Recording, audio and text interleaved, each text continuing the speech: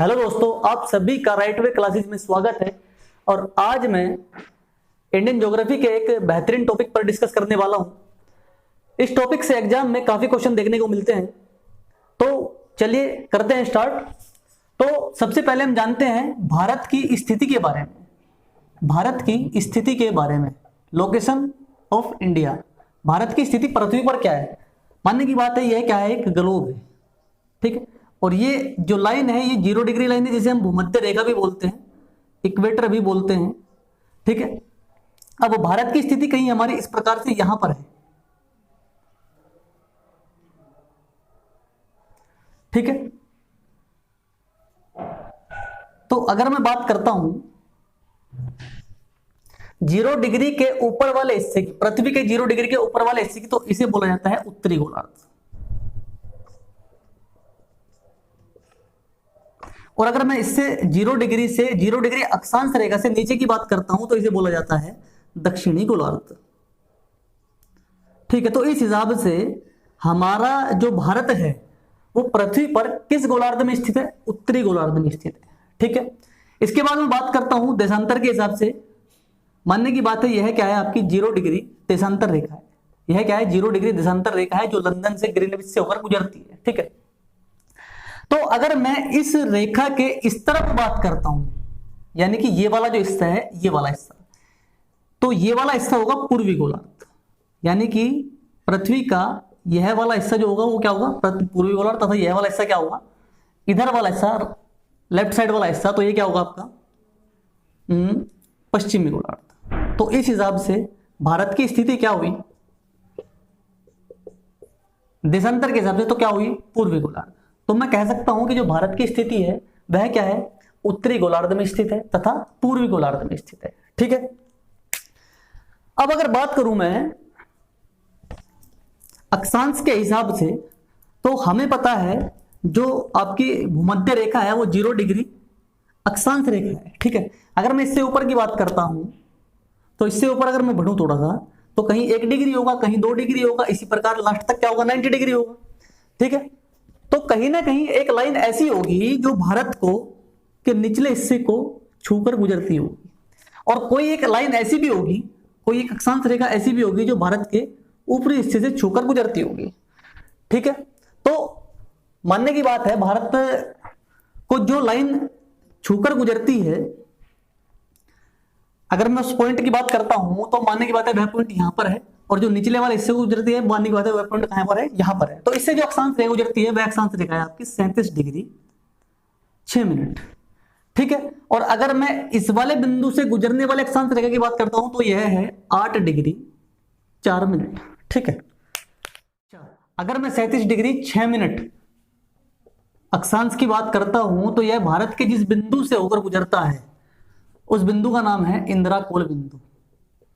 इंदिराकोल बिंदु, तथा यह भारत में जम्मू कश्मीर में स्थित है। जम्मू कश्मीर में स्थित है, ठीक है। अगर मैं बात करता हूं 8 डिग्री 4 मिनट वाले अक्षांश की, तो यह भारत के जिस बिंदु से गुजरता है, इस बिंदु का नाम है 8 डिग्री 4 मिनट से जो गुजरता है, इस बिंदु का नाम है कैप कोमोरिन बिंदु।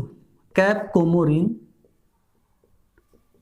बिंदु, यह भारत में तमिलनाडु में स्थित है। यह बिंदु कहां पर है, या यह पॉइंट कहां पर स्थित है? तमिलनाडु में स्थित है, ठीक है। अब ये तो ही अक्षांश रेखा की बात। अगर मैं बात करता हूं देशांतर रेखा की बात, ठीक है, तो यह 0 डिग्री देशांतर रेखा है। इस तरफ अगर मैं बढ़ूं थोड़ा सा, तो इस तरफ की बात करूं तो 1 डिग्री होगा, कहीं 5 डिग्री होगा, कहीं 10 डिग्री होगा। तो एक देशांतर रेखा ऐसी होगी जो भारत के बिल्कुल बाहर वाले पॉइंट से होकर गुजरती होगी, यानी कि इस वाले पॉइंट से होकर गुजरती होगी, ठीक है। तो इस पॉइंट से गुजरने वाली जो देशांतर रेखा है वह क्या है? ये वाली जो देशांतर रेखा है वह क्या है आपकी? यह है आपकी 68 डिग्री 7 मिनट देशांतर रेखा, ठीक है। और अगर मैं बात करूं कि एक देशांतर रेखा आपकी यहां से भी गुजर रही होगी, इस बिंदु को छूती हुई, ठीक है। तो इस बिंदु से छूती हुई जो देशांतर रेखा है आपकी, वह देशांतर रेखा क्या है आपकी? यह है 97 डिग्री 25 मिनट, ठीक है। तो ये क्या है आपकी? 97 डिग्री 25 मिनट, ठीक है। चल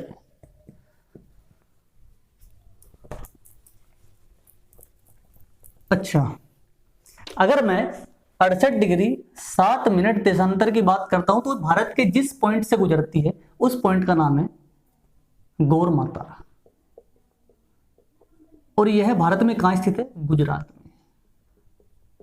ठीक है, और अगर मैं बात करूं 97 डिग्री 25 मिनट वाले देशांतर की, तो यह भारत के जिस बिंदु से गुजरती है उस बिंदु का नाम है किबिथु, और यह कहां पड़ता है? अरुणाचल प्रदेश में। ठीक है, तो यहां तक चलिए। तो अगर भारत के सबसे पश्चिमी बिंदु की बात की जाए तो वह कौन सा है? गौरमाता, जो गुजरात में स्थित है। अगर सबसे पूर्वी बिंदु की बात की जाए तो वह कौन सा है? आपका किबिथु, अरुणाचल प्रदेश में स्थित है। अगर आप सबसे उत्तरी बिंदु की बात की जाए तो वह कौन सा है? इंदिराकोल बिंदु है। और अगर सबसे दक्षिणी बिंदु की बात की जाए तो सबसे दक्षिणी बिंदु की अगर बात करें तो इस पर थोड़ी सी चर्चा कर लेते हैं। सबसे दक्षिणी बिंदु की अगर बात की जाए तो आपको पता है यहां पर क्या है? बे ऑफ बंगाल है, बंगाल की खाड़ी है, और यहां पर भारत का एक द्वीप समूह है, अंडमान निकोबार द्वीप समूह। यहां पर क्या है? अंडमान निकोबार द्वीप समूह है। ठीक है, और अंडमान निकोबार द्वीप समूह के इस बिंदु से गुजरने वाला जो अक्षांश है वह है 6 डिग्री 4 मिनट। वह कौन सा अक्षांश है? 6 डिग्री 4 मिनट। ठीक है, तो भारत के अगर सबसे दक्षिणी बिंदु की बात की जाए तो उससे गुजरने वाला अक्षांश क्या है? 6 डिग्री 4 मिनट, न कि 8 डिग्री 4 मिनट। बात समझ में आई? क्या होगा? 6 डिग्री 4 मिनट अक्षांश कहां से गुजरता है? अंडमान निकोबार से, और इस पॉइंट को जो नाम दिया गया है, इस बिंदु का नाम है इंदिरा पॉइंट, और यह क्वेश्चन एग्जाम में कई बार पूछा गया है, इंदिरा पॉइंट। ठीक है, तो अगर भारत के सबसे दक्षिणी बिंदु की बात की जाए तो वह कौन सा है? इंदिरा पॉइंट है। कहां स्थित है? अंडमान निकोबार द्वीप समूह में, और गुजरने वाला अक्षांश क्या है आपका? 6 डिग्री 4 मिनट। और अगर पूछा जाए कि भारत की मुख्य भूमि का दक्षिणी बिंदु, तो वह कौन सा होगा आपका? 8 डिग्री 4 मिनट। अगर आपसे क्वेश्चन पूछा यह गया है कि भारत की मुख्य भूमि का दक्षिणी बिंदु, तो 8 डिग्री 4 मिनट यानी कि केप कमोरिन बिंदु। और अगर आपसे पूछा जाए कि भारत का सबसे दक्षिणतम बिंदु, तो वो कौन सा है? इंदिरा पॉइंट है। कहां स्थित है? अंडमान निकोबार में स्थित है, और अंडमान निकोबार में भी कहां स्थित है? ग्रेट निकोबार में स्थित है। और गुजरने वाला अक्षांश क्या है वहां से? 6 डिग्री 4 मिनट। तो यहां तक आपको अक्षांश और देशांतर के बारे में समझ में आया होगा कि भारत के उत्तरी बिंदु, दक्षिणी बिंदु, पूर्वी बिंदु, पश्चिम बिंदु से गुजरने वाले अक्षांश क्या है। ठीक है, अब अगर बात की जाए भारत की उत्तर से दक्षिण तक की दूरी कितनी है? भारत की उत्तर से दक्षिण तक की दूरी कितनी है? भारत की उत्तर से दक्षिण तक की दूरी कितनी है, यानी कि इस पॉइंट से लेकर इस पॉइंट तक की दूरी कितनी है?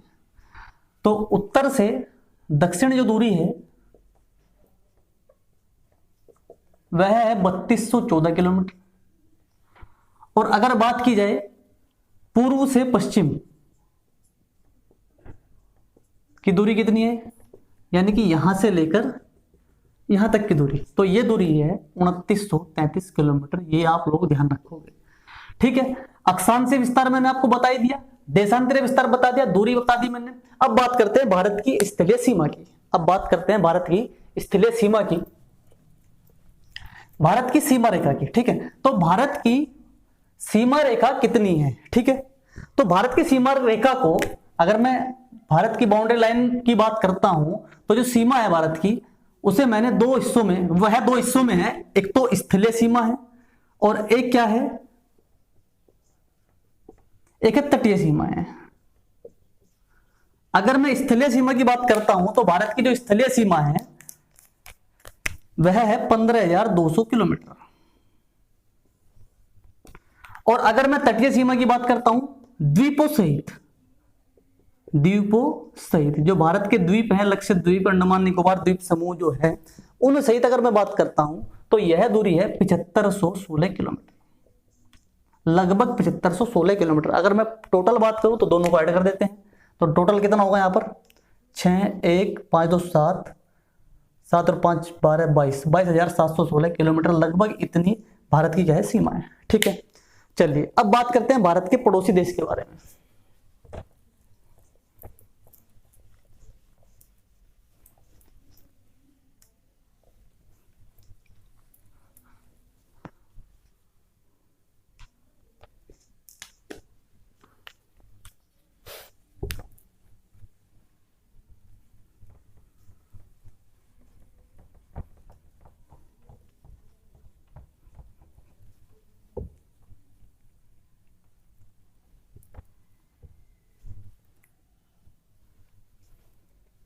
भारत के पड़ोसी देश।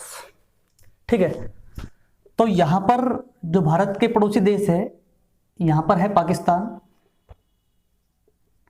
इस तरफ यहां कहीं है अफगानिस्तान,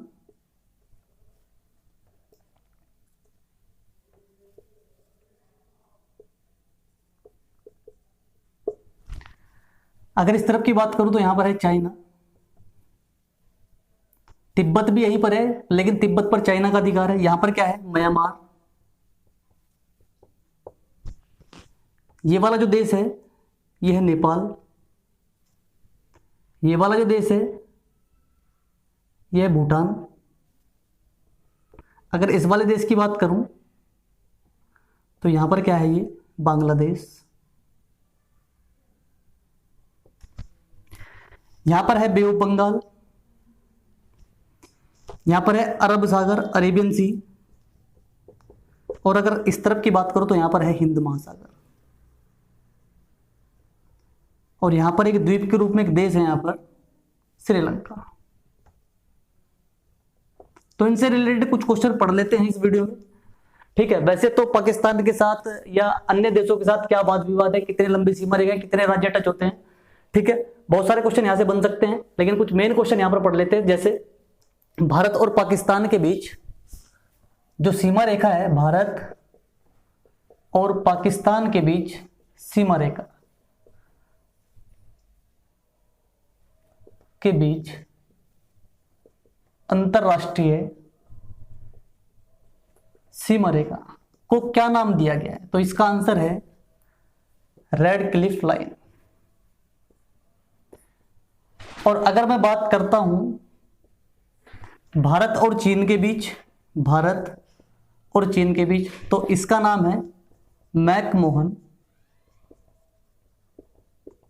रेखा। अगर मैं बात करता हूं भारत और श्रीलंका के बीच, तो भारत और श्रीलंका, ये क्वेश्चन भी एग्जाम में काफी बार बना है कि भारत और श्रीलंका के बीच ये पानी वाला भाग है, इसे कहा जाता है, इसे नाम दिया गया है पाक जल संधि, पाक जल संधि या पाक जल डमरू। ठीक है, अब जल संधि होती क्या है, जल संधि होती क्या है, जल संधि इसे हम जल डमरू भी बोल देते हैं, जल डमरू। तो अगर इसकी बात करूं मैं, तो जो जल संधि होती है वो क्या होती है, पानी का एक ऐसा भाग होता है, दो स्थल के बीच एक ऐसा पानी का भाग जो दो पानी वाले भागों को जोड़ता है। ठीक है, उसे हम बोलते हैं जल संधि। और श्रीलंका और भारत के बीच जो जल संधि है, उस जल संधि का नाम क्या है, पाक जल संधि। कई बार ये क्वेश्चन एग्जाम में आया है। ठीक है, चलिए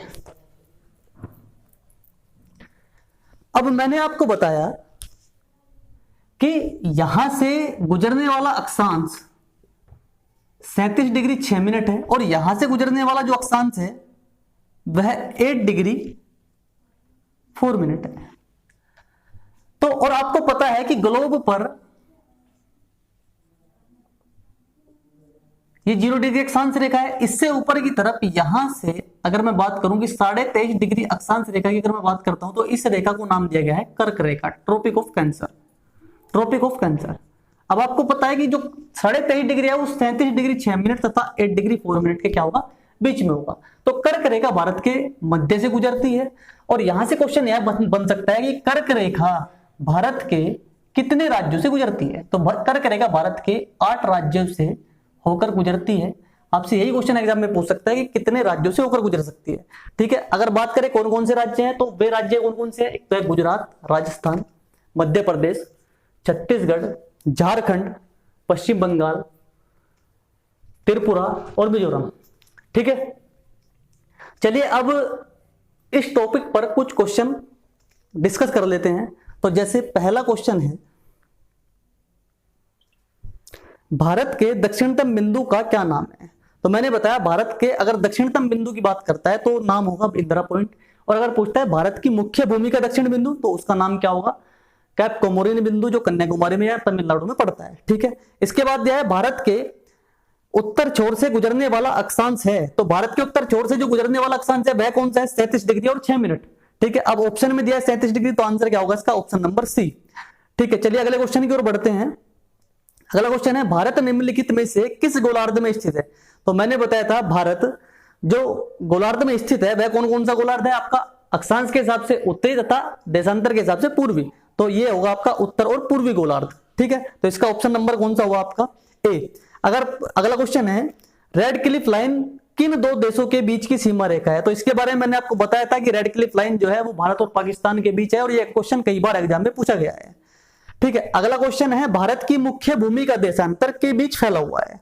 तो के बीच फैला हुआ है, देशांतर की अगर बात करें तो देशांतर जो होते हैं वो या तो पूर्व में होते हैं या पश्चिम में होते हैं। ठीक है, अब हमारा जो देश है वो कहां पर है, पूर्वी देशांतर में स्थित, वो पूर्वी गोलार्ध में स्थित है। तो उसके जो देशांतर को हम पढ़ेंगे वो किससे पढ़ेंगे, 68 डिग्री 7 मिनट पूर्व और से लेकर के 97 डिग्री 25 मिनट पूर्व तक होगा, यानी कि इसका ऑप्शन नंबर क्या होगा, ए होगा।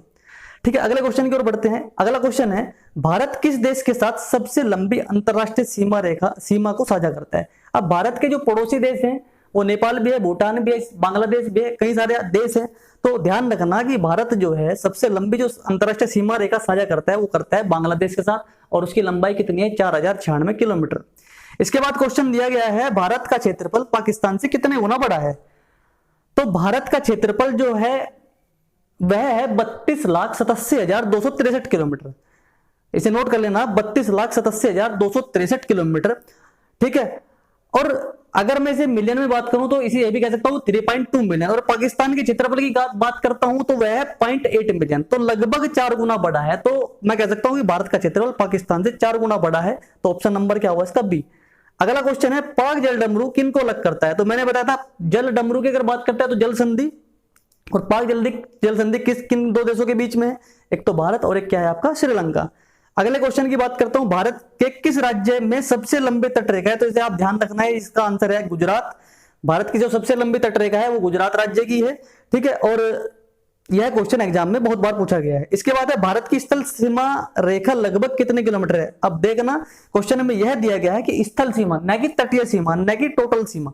तो क्या है, स्थल सीमा के बारे में पूछा तो इसका आंसर क्या होगा, 15,200 किलोमीटर। अगर पूछता आपसे तटीय रेखा की बात द्वीपों सहित तो होता आपका 7516 किलोमीटर। ठीक है, चलिए भारत का संपूर्ण क्षेत्रफल कितने वर्ग किलोमीटर है। तो अभी थोड़ी देर पहले मैंने बताया, इसका आंसर क्या होगा, 32,87,263 वर्ग किलोमीटर। इसके बाद क्वेश्चन दिया है कि कर्क रेखा भारत के कितने राज्यों से होकर गुजरती है। तो कर्क रेखा भारत के 8 राज्यों से होकर गुजरती है। अगले क्वेश्चन की ओर बढ़ते हैं, कुछ महत्वपूर्ण पॉइंट और पढ़ लेते हैं। जैसे क्षेत्रफल की दृष्टि से विश्व का सबसे बड़ा देश कौन सा है।